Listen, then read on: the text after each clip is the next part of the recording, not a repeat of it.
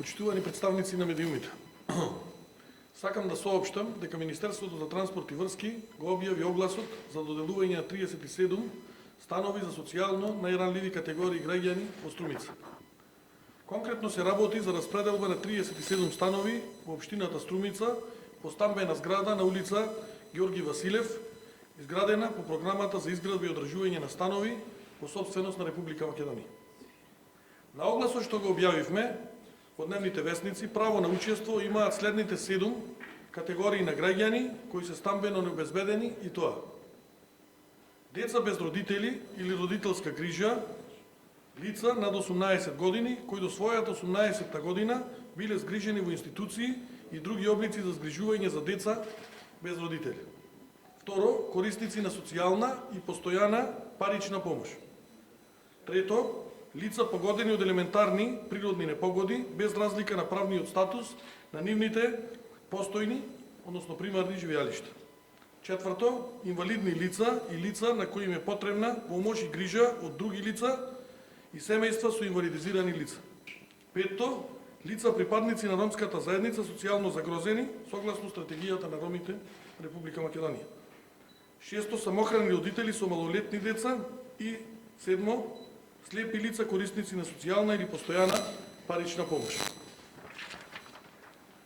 Согласно објавените критериуми, на огласот може да се пријават само лица кои влегуваат во една од 7 категории и при тоа да ги исполнуваат следните услови: да бидат државјани на Република Македонија, да бидат со постојано место на живење во општината каде е изграден социјалниот стан, и трето, лице кое се пријавува да не поседува стан во лична собственост на брачниот другар и на полнолетни членови на неговото заедничко домаќинство на територијата на Република Македонија.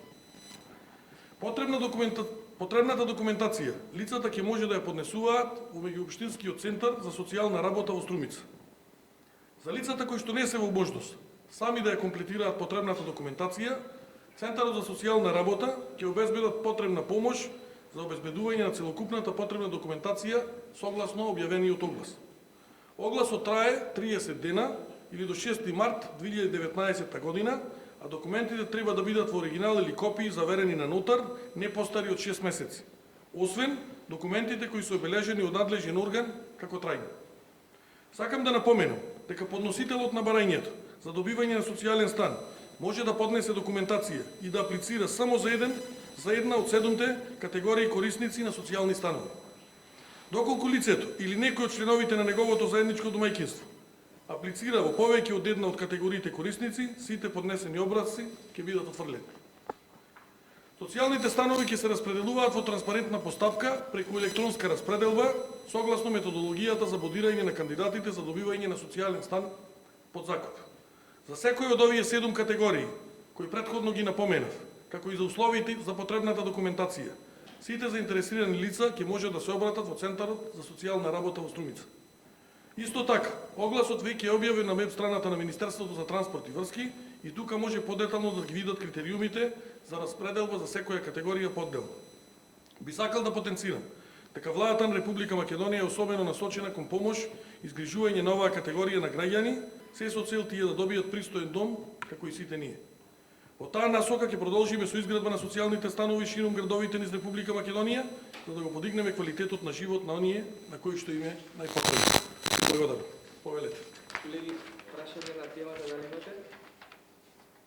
Ако не имате, Мими има едно прашање надвор од темата. Ајде, слободно.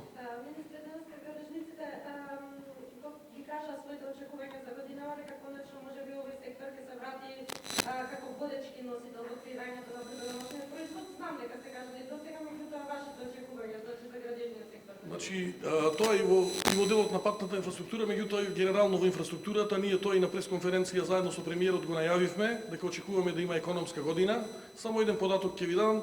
Пример, еве во делот на патната инфраструктура, со почнувањето на градежната сезона, 40 правци за реконструкција одма ќе стартуваат. Например, што значи тоа? Дека се воведени во работа, подпишани договори, значи директно отпочнува одма со изградба.